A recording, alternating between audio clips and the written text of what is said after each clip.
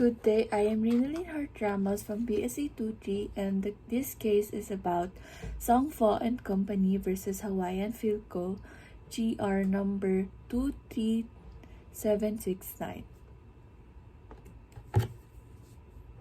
Facts: Plaintiff or appellee's claim. Facts: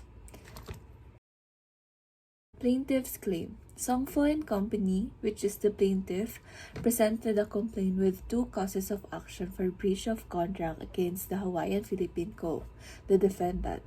However, the appellant rescinded without sufficient cause the contract for the sale of molasses. The defendants claim Hawaiian Philippine Co. agreed to the delivery of 300,000 gallons of molasses at the same price as last year under the same condition, and the same to start after the completion of our grinding season. The defendant set up the special defense that since the plaintiff had defaulted in the payment for molasses delivered to it by the defendant under the contract between the parties, the latter was compelled to cancel and rescind the said contract. Mr. Songfo also asked if Hawaiian Philippine Co. could supply the plaintiff another 100,000 gallons of molasses, but as the defendant stated that it is possible and they would let them have the extra 100,000 gallons during the next year, the same to be taken by them. The decision of the lower court. The judgment of the court of first instance, the defendant has only appealed. 1. The lower court erred in finding the appellant had agreed to sell the appellee 400,000 and not only 300,000 gallons of molasses. 2. The lower court erred in finding that the appellant rescinded without sufficient cause the contract for the sale of molasses executed by it and the appellee. The lower court erred in rendering judgment in favor of the appellant in accordance with the prayer of its answer and cross complaint. 4th, the lower court erred in denying appellant's motion for a new trial. Issues. The specific errors raised 3 questions which we will consider in order suggested by the appellant.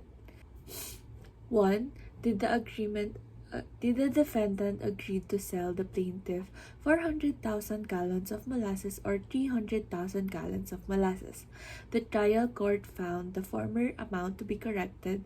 The appellant contends that the smaller amount was the basis of the agreement. 2. Had the Hawaiian Philippine Co. the right to rescind the contract of sale made with Songfo and Company?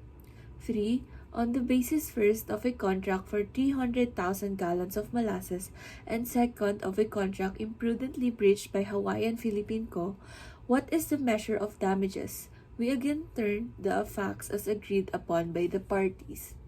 Disposition of the case. We rule that the plaintiff is entitled to recover damages from the defendant for breach of contract on the first cause of action in the amount 3,000 pesos, and on the second cause of action in no amount.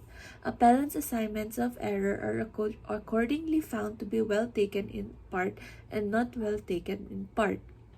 Agreeable to the foregoing, the judgment appealed from shall be modified and the plaintiff shall have and recover from the defendant the sum of 3,000 with legal interest from October 2, 1923 until payment.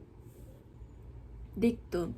We rule that the appellant had no legal right to rescind the contract of sale because of the failure of Songfo and Company to pay for the molasses within the time agreed upon by the parties. We sustain the finding of the trial judge in this respect.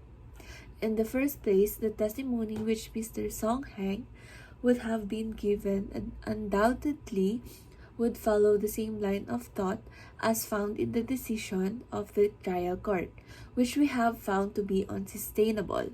In the second place, had Mr. Song Heng taken the witness stand and made the statement attributed to him, it would have been insufficient proof of the allegations of the complaint, and the fact that it is part of the stipulation by counsel does not change this result.